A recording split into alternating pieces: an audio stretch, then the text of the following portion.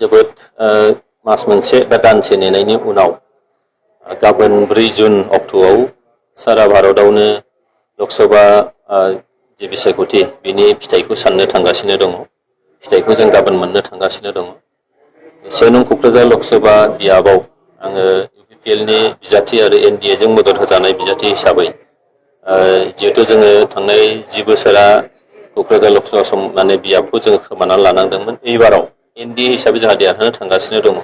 बेयाव आङो बिजाथि महरै खमसे खम 2 खावसेनिफ्राय 3 लाख बिनि फारागाव देरहानो थांगासिनो दङ। बेनिखायनो जोबोद गोजोननाय मोनदों। आङो बेनिखायनो साफ्रोमबो क'क्राझारनि साफ्रोमबो भटार, साफ्रोमबो सानसुमै जोंनि फरायसा लाइमोन, आइजोफोर आरो जोंनि जायफोर मददगिरिफोर गासैनिसिमबो मोनफ्रोमबो दोलोनि मददगिरि, मावगिरि, बिबानगिरिफोरनिसिम आङो गोसो गोरबोनि गोजोननाय साबायखरखौ जासिहरदों।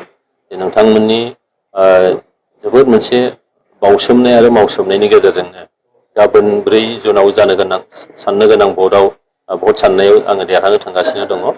बेनिखायनो जोबोद गोजोननाय मोनदों। बेनिखायनो आं बयखौबो गोसो गोरबोनिफ्राय गोजोननाय आरो साबायखरखौ जासिहरदों। जोङो थांनाय बिसायख'थिनि जे फोसावदिंनाय बे टाइमावबो जों बुंदोंमोन, बे समाव बुंबाय थाखादोंमोन आरो जोङो जोबोद मोनसे आसाबादि आरो बे बाथ्राया थारैनो 7 मेआव बिसायख'थि जोबखांनायनि उनाव जोङो गासै जोंनि बुथ लेभेलनिफ्राय जिखिनि जोंनि नायबिजिरनाय, बे नायबिजिरनायनिफ्राय जों मोनदांनो हादों जे दिनैहाय 2 खावसेनिफ्राय 3 लाख 2 खावसे लाखनिफ्राय 3 लाखनि गेजेराव आङो देरहागोन। UPPLनि बिजाथि आरो NDAनि मदद होजानाय बिजाथि महरै देरहागोन। बे एकदम सैथो खोथा। जिखुनु बानायनानै बुंनाय बाथ्रा नङा। गाबोन भट सानब्लानो बेखौ निस्सय रोखायै जों मोननो हागोन। हरसेनिल' बाथ्रा दं। बेनिखायनो देरहागोन एकदम रोखा। आं बेनिखायनो बयखौबो खावलायदों जे जोङो गोबाङानो रंजानो थाखाय थियारि, नाथाय आं खावलायगोन बयखौबो जाहाथे गोजोन थासारिया जाहाथे बाया, गोजोनखौ लाखिनानै जोङो रंजानायखौ खालामगोन। बेखिनिखौनो आं खावलायबाय।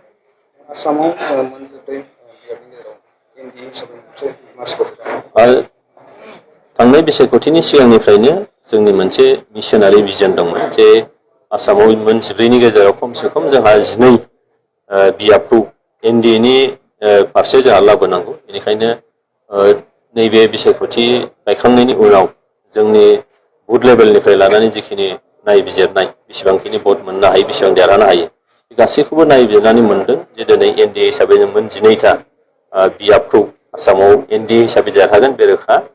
बेनिखायनो भारतआव नरेन्द्र मदि बिथांखौ जोंहा गाहाय मन्थ्रि खालामफिननांगौ आरो बिथाङा अलरेडि गाहाय मन्थ्रि जाखासिगोनानोखा। बेनिखायनो आसामनिफ्रायबो मोन 12था बियाबनि जेफोर जोंहा बिजाथिफोर दङ, बिथांमोनहा बिथांखौ मदद होनो थाखाय जों थियारि। आं क'क्राझारनिफ्राय आंबो दिनैहाय थियारि जानानै दं। बेनिखायनो बयनिसिमबो गोसो गोरबोनि गोजोन हामलायनायखौ जासिहरबाय।